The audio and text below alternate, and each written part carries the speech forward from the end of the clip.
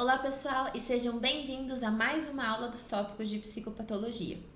Meu nome é Ana Flávia, eu sou psiquiatra e psicogeriatra e eu vou estar com vocês nessa jornada do zero até a psicogeriatria. Nós estamos hoje em mais uma aula sobre o tópico de psicopatologia, o fundamento da psiquiatria. Esses tópicos são muito importantes para a gente conseguir entender o que vem depois. Então, se eu puder reforçar para vocês um pedido é que assistam às aulas de psicopatologia, vejam esse módulo inteiro. Mesmo que você já aprendeu um pouquinho, caso você não seja um psiquiatra, um psicólogo, caso você não tenha revisado isso com muita intensidade, ou se fizer muito tempo que você estudou isso, veja de novo, porque eu prometo para vocês que é importante, tá bom? Agora, sem mais enrolação, vamos passar realmente para a aula de hoje, que é da volição à psicomotricidade. Faz sentido na cabeça de vocês se a gente pensar em estudar junto a volição e a psicomotricidade? Na verdade, faz bastante sentido. Por quê? De um ponto de vista de um contínuo, a volição e a psicomotricidade, elas são relacionadas. De que maneira? De que para você ter psicomotricidade, você precisa ter volição. A vontade é condição necessária para que se exista psicomotricidade. Vou repetir de novo. A função psíquica da vontade é necessária para que exista a função psíquica da psicomotricidade. Eu sei que eu falei isso de uma maneira bem esquisita, viu? Mas é de propósito. E é de propósito justamente para a gente relembrar que não é tudo de motricidade que a gente diz que é psicomotricidade. Por exemplo, se você tiver um paciente com o pé quebrado, que não esteja se movimentando bem, porque não consegue ficar de pé sozinho, teve uma fratura importante, isso não é considerado psicomotricidade. A psicomotricidade é tudo aquilo da motricidade que é influenciado, que é devido a algum fator da vida psíquica. Dito isso, vamos respirar fundo, vamos para o próximo passo que agora a gente vai ver o que é vontade. Vamos pensar então na vontade. O que é vontade? Na vontade, do ponto de vista psicopatológico, ela é mais do que aquele pensamento eu quero. Ela se inicia no pensamento eu quero, mas ela é considerada um ato volitivo. Ela é muitas outras coisas que englobam, desde o primeiro momento em que você tem o pensamento eu quero, até a fase que você executa seu desejo. Então a gente chama isso de processo volitivo, e ele é dividido em 4 etapas. A primeira etapa é a fase de intenção ou de propósito, que seria mais ou menos assim, trazendo um exemplo prático. A pessoa tem a intenção, acho que eu devia sair correndo, eu queria fazer uma corrida, tô pensando em emagrecer, tô pensando em ser mais saudável, eu queria correr. Depois disso vem aquela fase de deliberação. Mas será que eu realmente quero correr? Ou será que seria melhor eu ficar em casa comendo uma barra de chocolate? Isso é seguido de uma fase de decisão. No nosso caso aqui, a gente estava cheio de energia e pensou, não, a gente está indo correr. E fazemos a execução. Depois disso, tem a fase em que a pessoa de fato sai à rua e vai fazer a atividade física dela.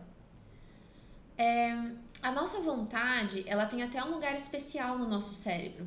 Ela mora numa região que é uma região na parte da frente da cabeça, no meio. Ou seja, mais ou menos na parte da frente da sua cabeça, se a gente puder cortar ao meio entre o teu nariz e dividir a cabeça entre direita e esquerda, na parte da frente do cérebro, bem aqui no meio, você vai ter a parte frontal medial, ou seja, a parte medial do lobo frontal. E ela, se lesionada, ela vai fazer um quadro de falta de motivação, de apatia, como se fosse uma abulia orgânica. Já trouxe esse conceito aqui para a gente lembrar disso quando a gente estiver vendo a nossa parte de demência lá na frente. Vamos então fazer um pouco mais de sentido naquela história de por que a vontade e a psicomotricidade estão juntos. Deixa eu explicar isso para vocês melhor. Uma pessoa sem alterações de vontade, ela é chamada de normobúlica, ou seja, ela não tem alterações, está normal a bulia, normal a vontade. Uma pessoa que tem isso um pouquinho reduzido tem o que a gente chama de hipobulia, está hipobúlica. Uma pessoa com isso mais reduzido, aliás, com a vontade praticamente abolida, recebe o nome de abulia.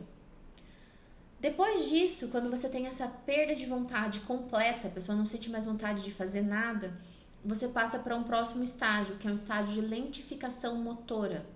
Então, a vontade, não só mais como processo cognitivo, mas como processo mecânico, começa a ser reduzida.